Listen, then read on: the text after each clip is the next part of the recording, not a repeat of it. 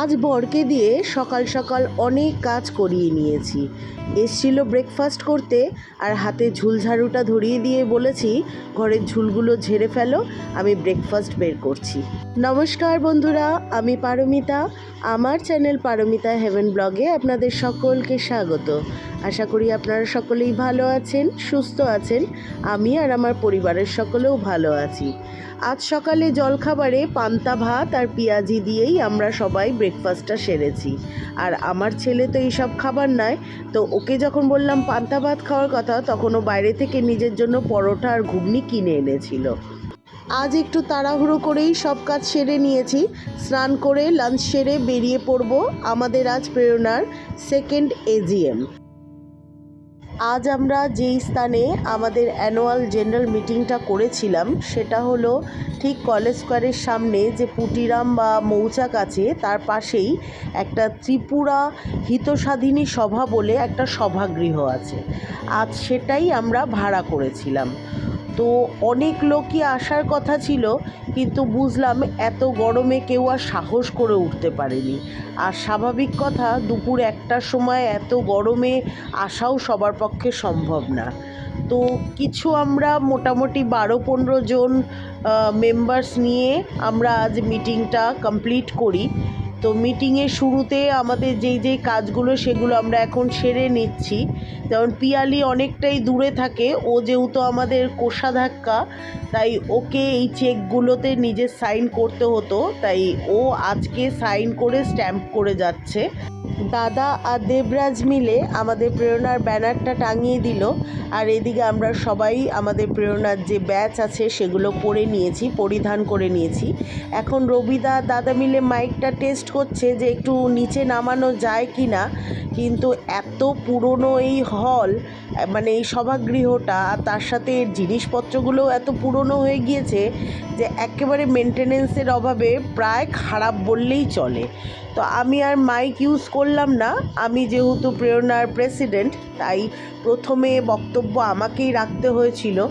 আর আমার গলার সুবাদে আমার আর মাইকের প্রয়োজন হয়নি, যেহেতু আমার ভয়েসটা একটু লাউড, আমি তাই উচ্চস্বরেই আমার বক্তব্যটা রাখি। আজ আমার বক্তব্যের শুরুতে আমি আমাদের প্রেরণার যে সূচনা, যে সূত্রপাত, সেই নিয়ে কিছু বক্তব্য রাখি। তারপর আমাদের প্রেরণা থেকে আমরা যে সামাজিক কাজগুলো করি সেই সম্বন্ধে একটু বিবরণ রাখি। আর তার সাথে প্রত্যেকটা কাজে যেমন সফলতা আছে তেমনি অসফলতাও আছে, তেমনি আমাদের প্রেরণারও কিছু অসফলতা আছে যেগুলো নাকি আমরা নিয়ে আলোচনা করি, এবং আমাদের প্রেরণার যে মেম্বার্সরা আছে তাদের সেই সম্পর্কে মতামতও আমরা শুনি যে তারা কি বলতে চায়। আমরা এই অসফলতাটা কি করে আমরা সাফল্যে পরিণত করব সেই সম্পর্কেও আমাদের সবাই অবগত করায়। কারণ কোনো একটা সামাজিক কাজ একার দ্বারা কখনো সম্ভব না, সবার চিন্তাধারা, সবার মতামত নিয়ে আমাদের চলতে হয়। তো আজ একে একে আমাদের সবাই বক্তব্য রাখলো। আর তারপরেই আমাদের এই বছরের প্রেরণার যে কোর কমিটি মেম্বার সেটা আমরা নির্ধারণ করলাম।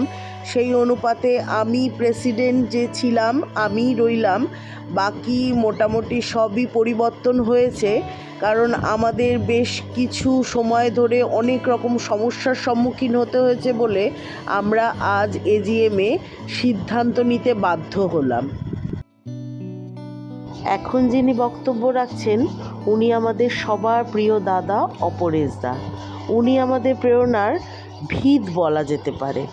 ওনার স্ফূর্তি, উদ্দীপনার মনের জোর আমাদেরকেও হার মানাবে। আমাদের প্রেরণা এখনও যে টিকে আছে তার একটাই মুখ্য কারণ এই অপরেশদার অক্লান্ত পরিশ্রম আর সমস্ত মেম্বারদের একত্র করে রাখার ইচ্ছা। সবার মাঝখানে এখন আমাদের একটু খাওয়ার দাওয়ারের ব্যবস্থা হয়েছে, মানে লাঞ্চের ব্যবস্থা হয়েছে।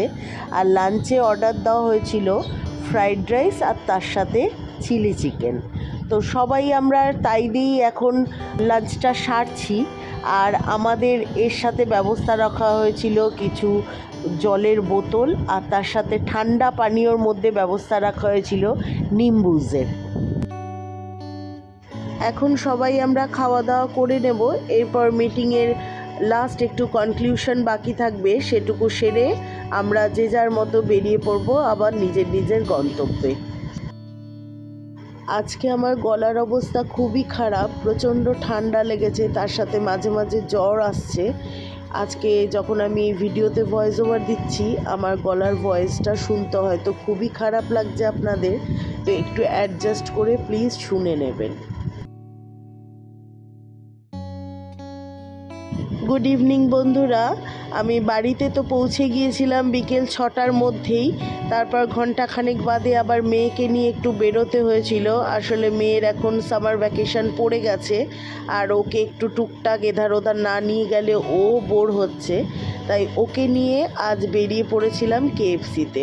ও নিজেই বলেছিল যে আজকে কেএফসিতেও একটু কিছু খাবে, তাই ওকে নিয়ে আমি চলে গিয়েছিলাম। আর আমার হাজবেন্ড আমাদের পৌঁছে দিয়ে এসছে, কিন্তু ও ব্যস্ত ছিল বলে ও আমাদের সাথে জয়েন করতে পারেনি। আজকে এই পর্যন্ত আমার ব্লগটি যারা দেখলেন, তার মধ্যে যদি আপনাদের কিচ্ছু ভালো লেগে থাকে তাহলে প্লিজ একটা লাইক কমেন্ট করে দেবেন। আর যদি চান আমার চ্যানেলের পাশে থাকতে তাহলে প্লিজ আমার চ্যানেলটিকে একটা সাবস্ক্রাইব করে দেবেন।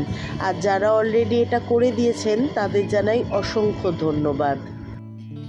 মেয়েকে কেএফসি থেকে খাইয়ে নিয়ে আবার আমি একটু গিয়েছিলাম আমার জায়ের বাড়িতে।